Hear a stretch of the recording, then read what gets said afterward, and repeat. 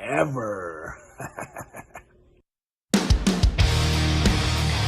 You're listening to Stu's Wrestling Podcast. It's time.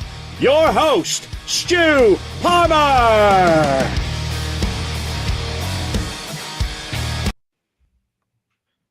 We are back, but this time we are back with the UFC. My former co-host and cousin Chris Hulme loves all things at UFC. He is a staunch UFC MMA man, and it is episode 145 of Stu's Wrestling Podcast. And finally, Chris, we are here. Jon Jones makes his heavyweight debut. I know you've been waiting for so long for this, but an absolute mammoth test taking on Cyril Gane, a man you've been so hot on for so long too, for the world title, for the gold at heavyweight. What have you got to say? What have you got to say? I know you've got plenty to say. Quite conflicting, really, because we spoke a lot about Cyril Gane when we did Big Fight Weekly, and when we first started, you asked what we keep an eye out for. In our very first episode, I said to you, Cyril Gane, 3 years ago. Then he's climbed the ladder. He's become interim. He fought Francis Ngannou for the title last year, didn't he? And quite, a lot of people say it's quite dubious decision win for Francis Ngannou in that fight. But he's gotten better, and his fight against Tai Tuivasa, who was super hot at the time, made mincemeat of him. He did get caught, of course, because Tai Tuivasa hits extremely hard.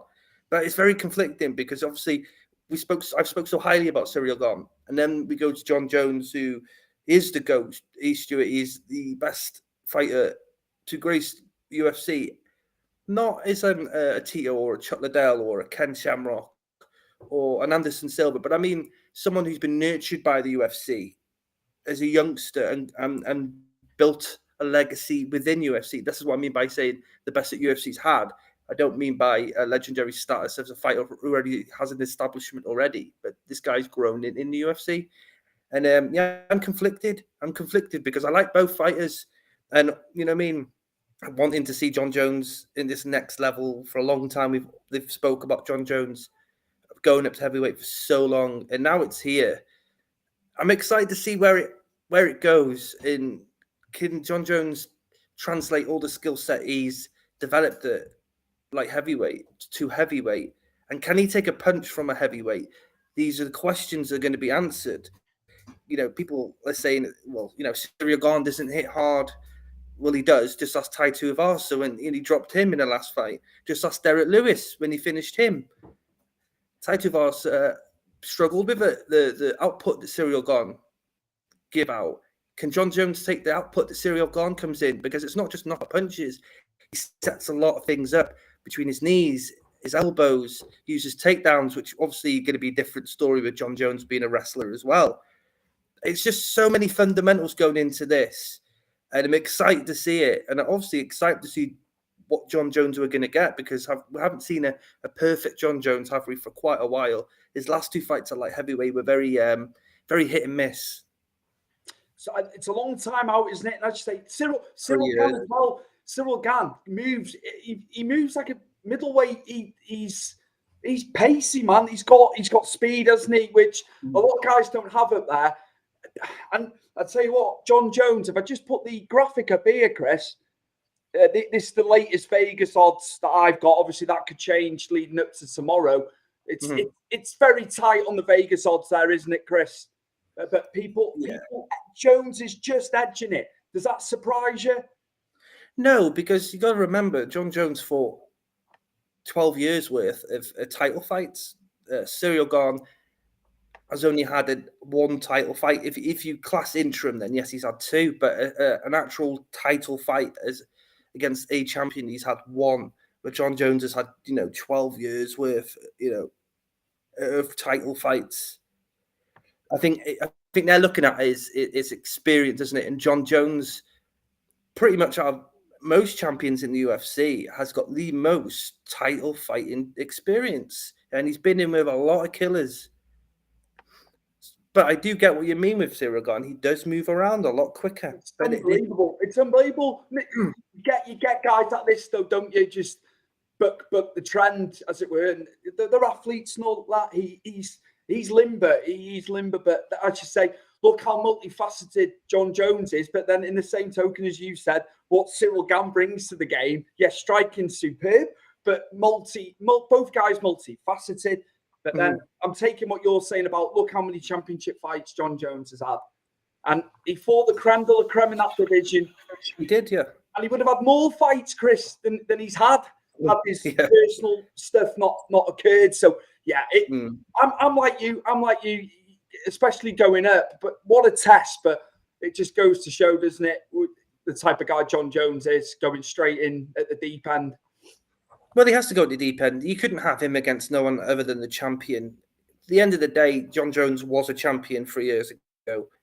Love him or hate him, he dominated 205. He beat the best of the best. He beat an on-form Daniel Cormier enough times and finished Daniel Cormier. Yes, that got chalked off, but, you know, he did finish Daniel Cormier, and Daniel Cormier at that point was extremely hot, and he was beating everyone when Jon Jones was away. So Jon Jones came away and 12 months after beat Daniel Cormier. It's like I say, it's so many fundamentals, and there's so much, like, my head, the clog is going back and forward, and it's like you try and envision where things are going to go. Jon Jones has probably one of the best fight IQs I think I've ever seen in a long, long time in mixed martial arts. He knows what to throw. He knows what's damaging. He knows when to take you down. He knows how to dirty box. And the guy also, don't forget, Stuart, when he fought Glover Teixeira, and Glover Teixeira at that time, before obviously Glover Teixeira won the title last year, was the bad man. People were scared of his striking. And what did Jon Jones do, Stuart? Took him right up it and fought him at the striking range, dirty boxing up against the cage, and destroyed Glover Teixeira, minus the eye pokes. But, you know, that Jon Jones loves his eye pokes. And unfortunately, that's one of them that caught Glover, that really changed about for him. But this is what Jon Jones can do. And this is why he's so experienced, egotistical, doesn't give a shit. And he'll fight someone at their best just to prove a point. Maybe I think heavyweight might not be the best because one punch can change a fight at heavyweight. And you've seen that enough times over the years. But I think Cyril Gane can move out the way of things and really frustrate Jon Jones in those areas where Jon Jones can't just push him up against the cage and unleash elbows or really tighten punches. Cyril Gane can pivot and use his legs, his long legs, to move around the cage to make Jon Jones work hard. These, like I keep saying, it's the fundamentals of how challenging this is going to be for Jon Jones. Yes, he has, as we've said, he's been a champion for a very long time, hasn't fought for a very long time. In those 3 years, he's been off learning and getting better and moving himself up to heavyweight. Cyril Gane has jumped on the scene and changed the way I think people look at heavyweights. You know what I mean? They only see heavyweight Stuart as power punches and then they gas out. Cyril Gane doesn't do things like that. He does knock you out though, but what I mean is he's changed the game. Him and like Tom Aspinall are the different style heavyweights we're seeing now that are coming through. It's amazing. It is amazing. I just think causing it's just like there's questions, isn't there? And they won't be answered. They won't be answered until, the first punch is thrown, or is he going to try and take him down? On both sides here, on both sides. Do you think ring rust, octagon rust will come into play for Jon Jones, or is that not a factor? The man, the caliber of Jon Jones, experience, or do you think he could be rusty, Chris? Obviously, he's been training, for quite some time, getting ready for this. But will ring rust be a factor? I'd like to ask you that. I don't. With elite Stuart, we all just speak about elite fighters, but then I'm talking about elite fighters. I don't think it does. I think it's just a saying, and I think it's an excuse that a lot of fighters use out there when they've been out the game for too long. But I mean, if you look at Jon Jones, he hasn't fought, but he's been training, he's been learning, he's been in with a lot of big men, former UFC heavyweights. Okay, some of them didn't really reach high echelons of the division, but the big guys, you know what I mean, are going to push him and really pull their weight on him, and to get that understanding of the heavyweight division and heavyweight fighters. I don't think it's going to be a problem for him. I think, as you say, again, it's experience. I think that's going to tell in this fight, but it's the difference of a fighter. People say, and I think he's even come out and said, "Oh, Thiago Santos, when I fought him, is a better kickboxer, hits harder, etc., etc." That's at light heavyweight. Now you're taking someone who like Thiago Santos and moving him up to heavyweight. where punching power is a lot more devastating than it is at 205.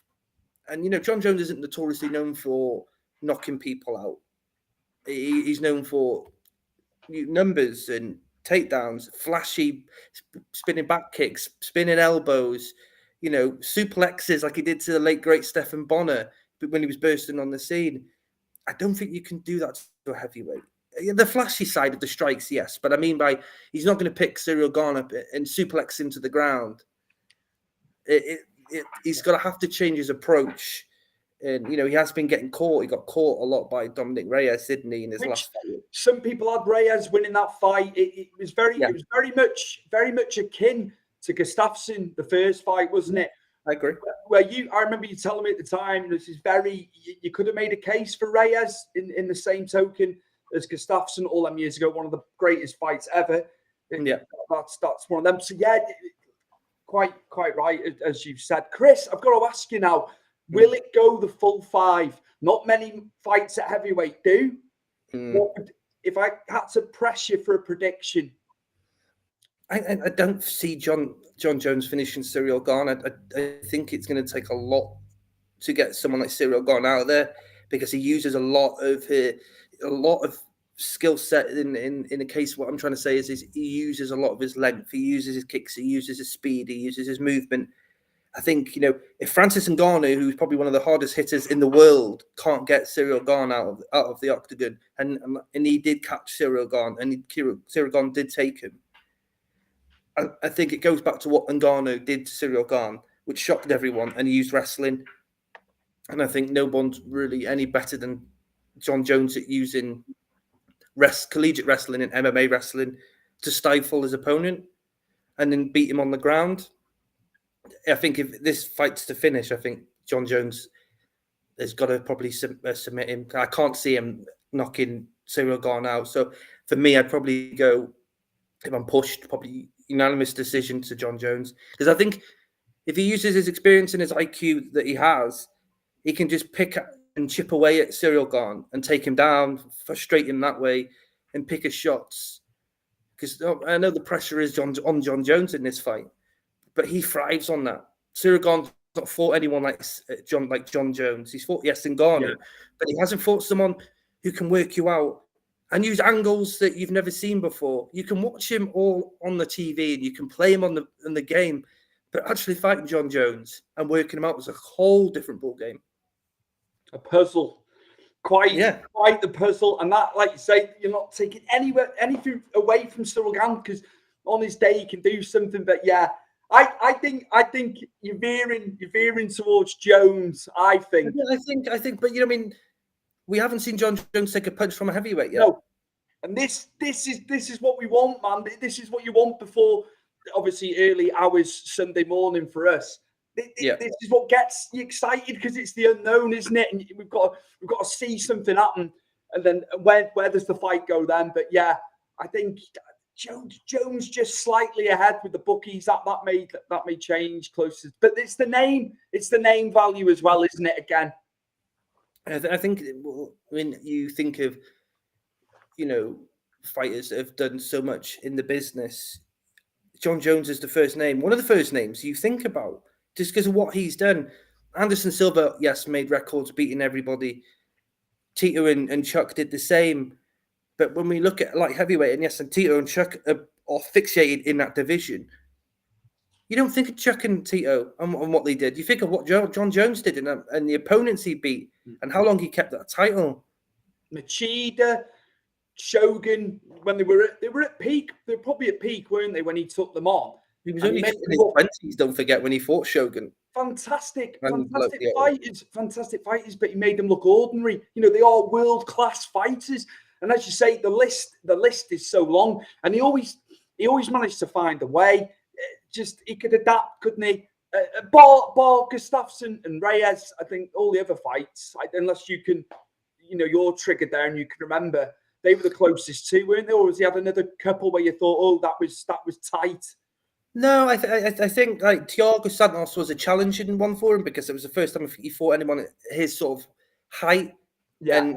But don't forget, like, Thiago Santos blew his ACL and I think another ligament in his leg during that fight. But he was causing problems with his leg kicks because he was very fast with those leg kicks, wasn't he, Thiago Santos, before that injury? I think he struggled with that, but he still won the fight in typical Jon Jones way. Used his IQ, used his pot shotting. Do you think that would be maybe like the blueprint for Cyril Gane, watching what Santos did in terms of that, or does that not come into it? I think you can pick bits out of all the fights that Jon Jones has had. It's only towards the latter stages of his 205 sort of career that he got a bit lazier. I think it's hard to say lazy. I think that's a bit of a horrible term to put it. I think he got bored at light heavyweight because he beat everyone and he was rematching people, and the whole cloud over his head was, "Oh, you going up to heavyweight?" And he's done the right thing in a way, though, Stuart. He has transitioned his body, and he's not rushed. He's not rushed it, has he, by any stretch? Because he's taking his time. We were talking about this like maybe 2 years ago was probably the earliest time, wasn't it? When you were saying he is getting ready to do it. So he's really took the time, hasn't he? You think when he came in, how young he was, and in terms of he's still got the years ahead of him, hasn't he? Because he's been around so long. He has, and he's fought the best of the best. We're going on about him moving up, and I've seen people, complain about his physique because he's not. There's a picture you pulled up before. Yeah. I'll bring it up as you're talking.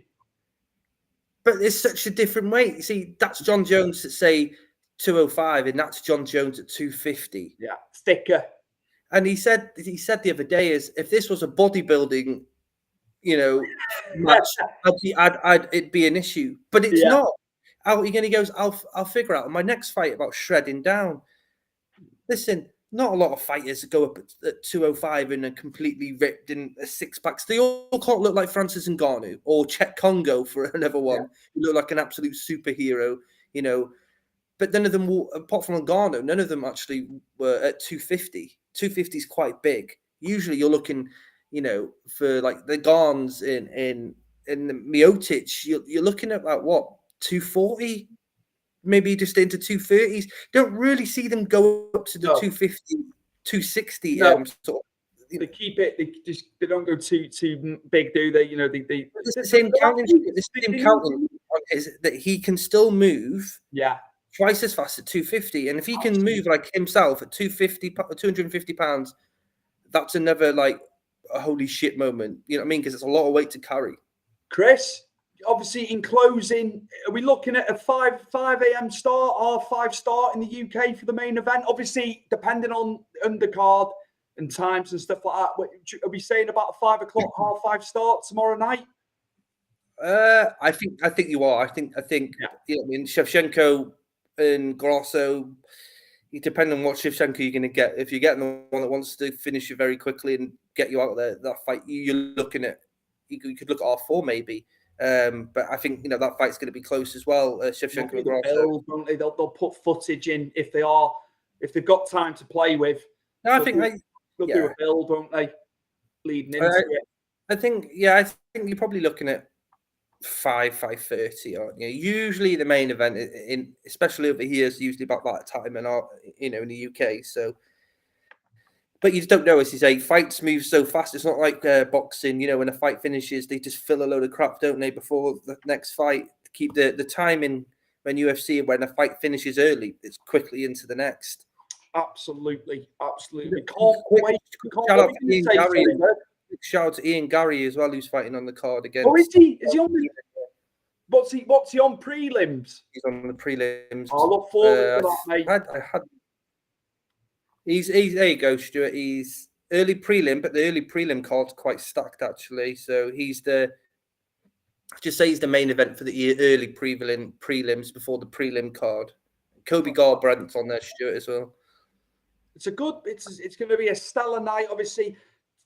Typified by the main event that we're finally getting. It's going to be Jon Jones and Cyril Gane for the heavyweight. It's for all the marbles tomorrow night, and we can't wait. And Chris, thanks again for coming on.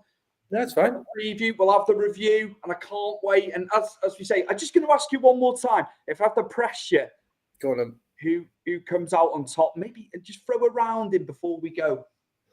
Right. I'm gonna go because I have to, because I've just seen it enough. I think Jon Jones unanimous decision win. I think he's just IQ Stewart. I think he's gonna. He might lose a round, but I just think he's once he gets hold of Cyril Gane, I think Cyril Gane's gonna struggle because like I said, if Francis and Gane can take him down, and now you're fighting someone who can actually wrestle with elite level wrestling. Yeah. Yes, it's but it's still tangible because I could be wrong, and Cyril Gane might hit him on. I know how much I like Cyril Gane. I know. Yeah, I don't want to go against him. It hurts me to go against him. And it's fantastic. Another European fighter up there. You know, he's fantastic. He's different. But yeah, we cannot wait for tomorrow night. So we reckon about 5:30 in the UK, Sunday morning. America, obviously, it's in Vegas. And yeah, we look forward to it. And I can't wait to review it with you, Chris. Next week, and we'll be able to talk about all the good stuff after. Lovely, jubbly. Thank you once again, Chris Hulme, for coming on Stu's Wrestling Podcast. Appreciate it. Big Fight Weekly onus on a huge night tomorrow night in Vegas. Thanks for coming on, man. Appreciate it, mate. Take care, pal.